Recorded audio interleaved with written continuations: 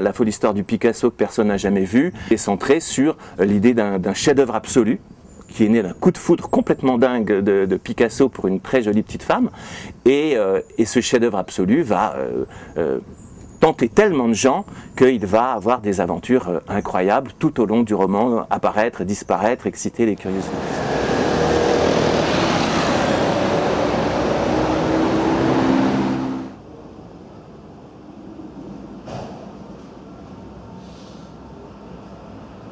Les années folles, c'est une période qui me passionne parce que entre le surréalisme, Picasso, la grande poésie amoureuse de l'époque, je pense que c'est l'époque où tout s'est construit. C'est une époque entre la Première et la Seconde Guerre mondiale où tout à coup l'imagination a été libérée, où la créativité a été absolue, de grande liberté de mœurs, de grandes fêtes, d'insouciance, de délivrance avant la catastrophe qui va commencer en fait dans les années 30. Et donc je voulais absolument, je veux, parce que je continue à travailler là-dessus, je veux tirer de cette époque tout son jus.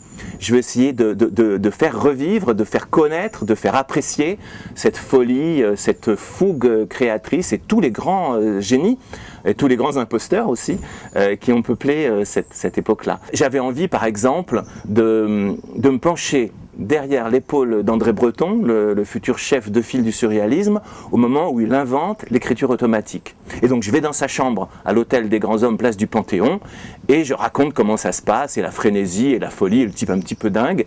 Et évidemment, tout ça dans le cadre pour que le lecteur s'amuse, dans le cadre d'une histoire policière. André Breton devenant un suspect. Ça m'intéressait de voir Picasso au moment où, sortant de la Bohème, il épouse une ballerine russe de bonne famille et il s'embourgeoise, il emménage aux Champs-Élysées ou dans le quartier des Champs-Élysées. Alors à quoi ça ressemble Picasso à ce moment-là? Et c'est tout à fait étonnant. Et donc d'emmener mon lecteur là-dedans, ça me permet de le convier à découvrir tout un pan de l'histoire qu'on connaît en gros, mais là on y vit, on y est, et évidemment c'est très marrant.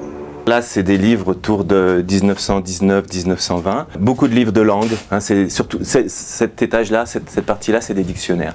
Parce que le matériau dont se sert le romancier, c'est les mots. Donc, le plus important, c'est les dictionnaires. C'est de choisir les bons mots et de les avoir tous à portée. Ça, c'est les modèles. Donc, c'est Fantomas, c'est Chéri Bibi, c'est Rouletabille, c'est les livres.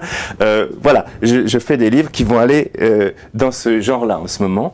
Donc là, c'est les romans feuilletons de la belle époque. Je me sers du roman feuilleton, mais dans le roman feuilleton du début du XXe siècle, c'est pas du tout ce que j'écris. J'écris des choses qui sont pour le lecteur d'aujourd'hui, qui sont beaucoup plus légères, que j'espère beaucoup plus soignées dans l'écriture, parce que les romans feuilletons, c'est pas toujours très très soigné, et qui sont débarrassés de tous les clichés de l'époque, mais il y a d'autres clichés d'aujourd'hui qui viennent s'y mettre et qui sont amusants et qui sont sympas, et qui font que on peut faire revivre un siècle après un genre qui est complètement tombé en désuétude, mais en le renouvelant, en le modernisant et en l'adaptant au public de l'époque, de notre époque. Ça commence toujours par beaucoup de lectures, beaucoup de documentation sur l'époque, sur le sujet, sur les personnes réelles qui peuvent interférer dans le roman.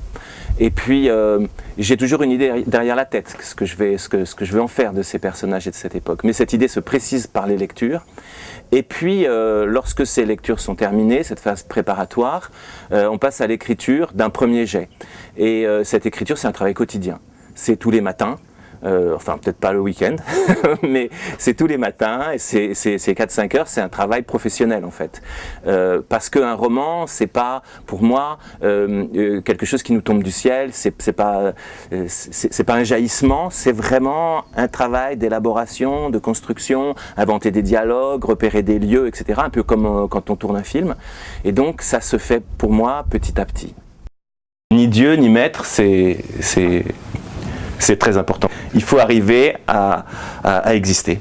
Il faut arriver à être celui qu'on est, à trouver son mode d'expression, à ce que son univers personnel puisse être partagé avec les autres et sans copier qui que ce soit, sans faire à la manière d'eux.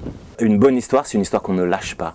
Et pour qu'on la lâche pas, il faut que dès qu'on a tourné une page ou qu'on arrive à la fin d'un chapitre, on avale le suivant, mais immédiatement. C'est ce que j'aime, moi, quand je lis un livre.